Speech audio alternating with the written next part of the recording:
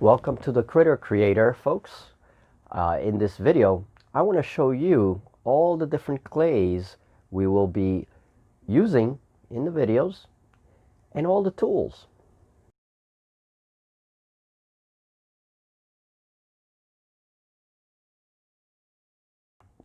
Before we can start talking about shaping clay and training your eye to look at shapes in animals or whatever it is you're sculpting, um, it's a good idea to know your clays, to understand the different clays there are out there and the uses. Okay, I have my preferences, and of course, there is a myriad of clays out there, and artists, sculptors will always have their preferences among the different clays that they work with. So today we're going to talk about two major families of clays, which are the polymer clays, the baking clays like Super Sculpey and things like that, and then the resin clays, which are a completely different family and very useful. Let's go to the workbench now and see this little presentation that I have for you guys. Okay, so there's a lot of stuff here. The first thing I'm going to mention is this. This is a multicolored clay that you can get, and you can get this on Amazon. It's about 20 bucks. You get like a huge bin of it. Okay, you get a lot of clay in this. It's a good beginner clay if you just kind of want to get your feet wet. I also use this as a filler for armatures and stuff, and we'll talk about armatures and fillers in the future in another video. It's a very soft clay. It has a very kind of a shiny residue. The surface is very like shiny. There's residue to it. It keeps the clay moist and shapeable. But that's a very kind of beginner clay. This is not good for anything that you want to do like really good detail with.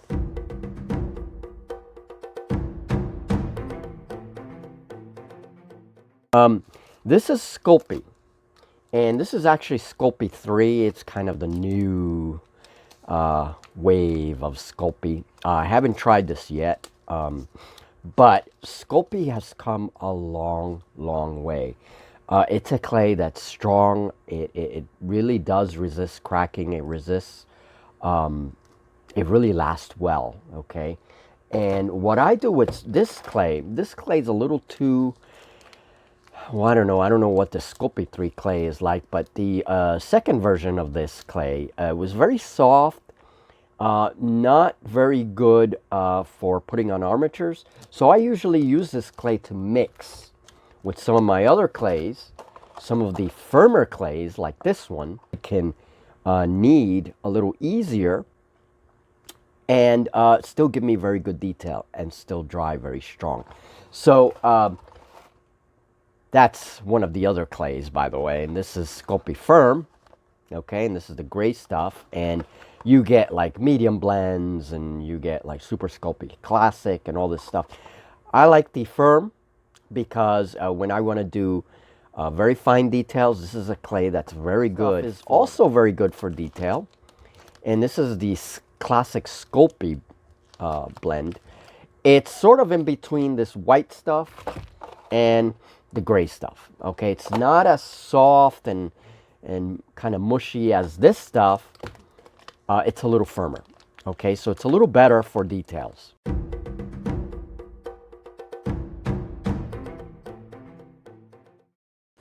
So now we're going to move into another family of clays. This is green stuff. Now, this is not for beginners. I definitely don't recommend this kind of clay if you're just starting, if you don't really know where you're going with figure making. This is a much more advanced. This is about $15 a roll, and this is almost finished. It comes in a big roll like tape. And this is the hardener and the resin component. And I use very small amounts of this. Now, you can sculpture with this pure, and I make some really, really small figures. This is a human figure, a sort of science fiction figure, using that clay, right? You can sculpture with it purely, or you can mix it, and that's why another reason why I have this kind of Sculpey clays. I mix this, little bits of this with this. These clay mixes I use for a variety of different things depending on what kinds of figures I'm making. This little dog, for example, was done with that green stuff mixed with some of the white classic Sculpey. And then I threw in a little bit of the next clay that I'm talking about that's called Epoxy Sculpt, or Avies. That's what they call it. So if you're interested in making small figures, then these are the clays that you want to work up to in the future. But they're difficult to use. They're very sticky. This becomes more like gum when you mix it, and it's very sticky. You got to work with water. You got to moisten your fingers. You got to put moisture on your tools because it's, you know, it's sticky stuff. This stuff, it's been in the studio for a while, but this stuff forms a very gray, marshmallowy mixture when you first mix it. This is definitely not for beginners. This is something that we'll talk about in the future. I've used this for about 5 years. It takes a long time to really get used to it. But if you can work with it, it actually makes some beautiful figures. Okay, and you can mix this stuff. I have mixed it in the past, and it works. But this is the kind of clay that we're going to save for future videos when we do more advanced stuff, okay? But for the purpose of this presentation, I'm just showing you all the different things. Now, Epoxy Sculpt, this is a clay, another resin clay, and this is the hardener component, and this gets really hard. Sometimes I usually add a little bit of water and kind of moisture it, give it a little moisture. Resin clays usually come like this. They come in these two kind of containers, and one is your hardener and one is your resin component. So you mix this up in different ratios, and one of the nice things about this clay is you can mix the hardener. More hardener gives you kind of a tougher kind of clay, firmer clay. Less hardener gives you a more resinous kind of softer clay, and you can control like how you mix it. Tiny Zombie Dog. So this little guy was made with that mixture, and this is a few years old now. Okay, so it's still around. I put these tiny miniatures on washers. That's sort of the base. Okay, so that's that. And then we have last in this clay talk is Milliput. Now Milliput I use it in sculpting. Right, you can sculpt with this stuff. They look like candy bars, but please don't eat these. No, don't. You can use it to like cover holes in between the base of the figure and the figure, kind of as a filler material. It's very, very good for that. And in my other hobby, my gaming hobby, now this is not my sculpture, okay? This is a purchased piece, but in my gaming hobby, you often get these mold lines on figures, and it's not cool. And this mold line kind of went all the way up. So I took that Milliput and sculpted the fur over that mold line, okay? And this is something we do in this industry a lot. You know, in that industry, it's very prevalent. And so that's the kind of stuff that I use this Milliput for, all right? So as far as expensive, this, I forgot how much I purchased this for. It's one of the cheaper resin clays. This is about $15, $14 for both tubs. This is $40 for both tubs. This is $15 or $14 actually now, I think. And you get a big tape of this. So for a beginning, good clay, the Sculpey family. For more advanced work, the resin clays. But in the beginning, you're not going to be looking at these guys. Okay, so I have trays and trays of tools next to me. I'm not going to go over every one, obviously, but these are your basic tools. These are actually wax carvers. I got these at Amazon a few years ago. These are quite a few years old, and these are metallic. Excellent sculpting tools. This is what I used whenever I had commissions and worked on my dogs.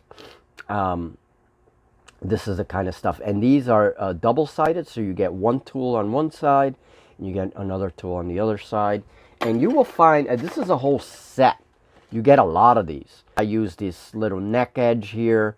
I use the, as you can tell by all the clay, I even used the handle because it had this neat texture that I kind of rolled on to the figures. I will show you how I use regular acrylic painting brushes for clay. There's uses for this. Basically for spreading alcohol or water onto the clay to kind of smoothen it. If it's been on your table for a while, whatever. Something to cut your clay with. And this is my kind of clay knife. This is for really large bricks. I just cut a piece and it's great. Scissors. Take some cheap scissors that you don't mind are going to get kind of ruined. I use this for cutting my resin clays because this is a tool I invented.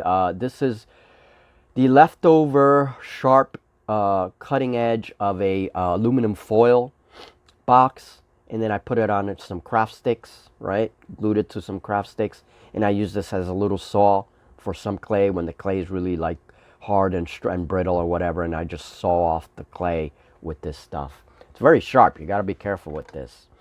And then an X-Acto knife.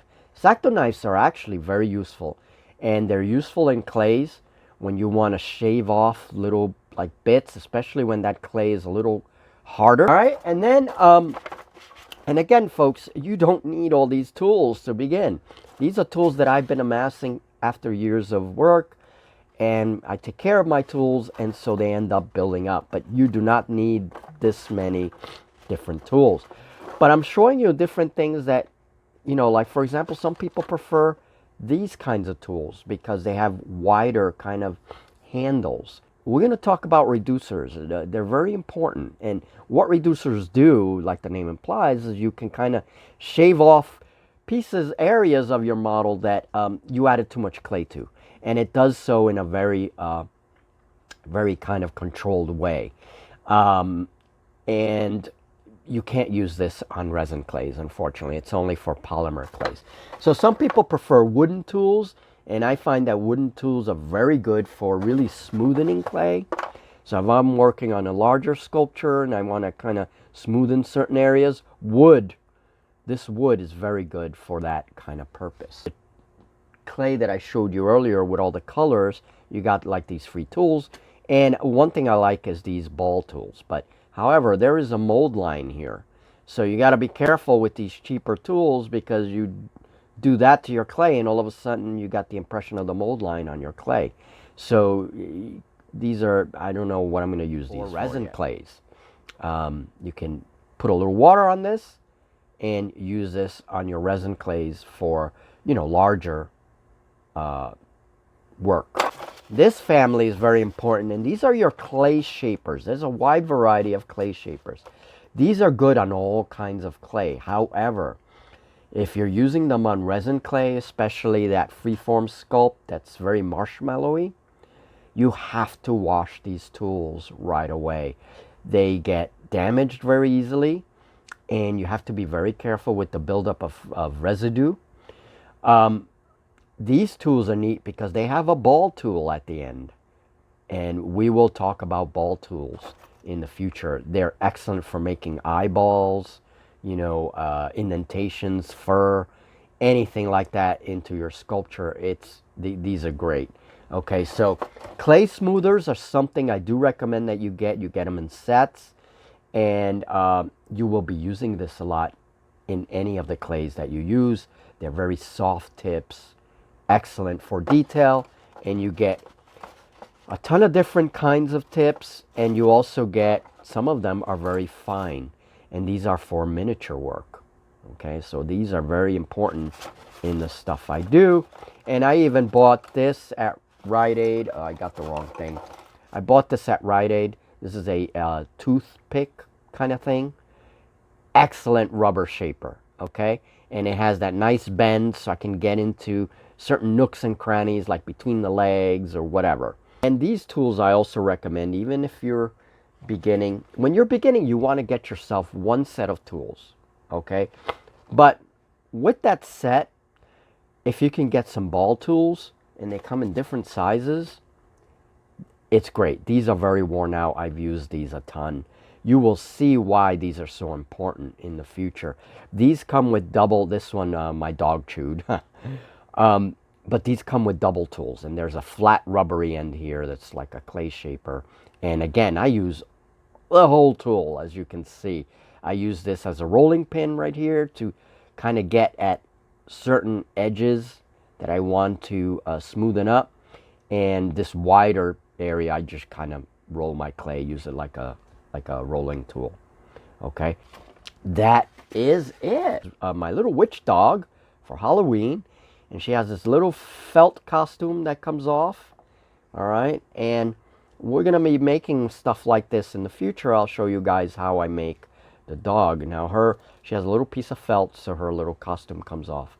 And notice, you know, the shapes.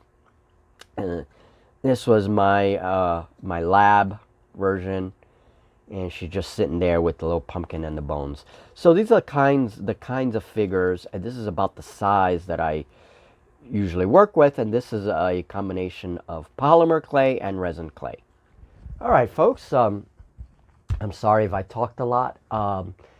This will be the first video, the first kind of tutorial series for starting to sculpture with clay, and we're focusing on animals. This is wildlife art, not just wildlife, but also our dogs and cats or whatever. We're going to look at different kinds of animals and what are some of the challenges you have when you're trying to sculpture certain animals. Tuesday or Wednesday, I'm not sure which of the days yet, we will have the next episode, and we'll start to talk about shaping clays and how to train your eyes to look at shapes when you're looking at animals. All right, folks, we'll talk very soon. Thank you.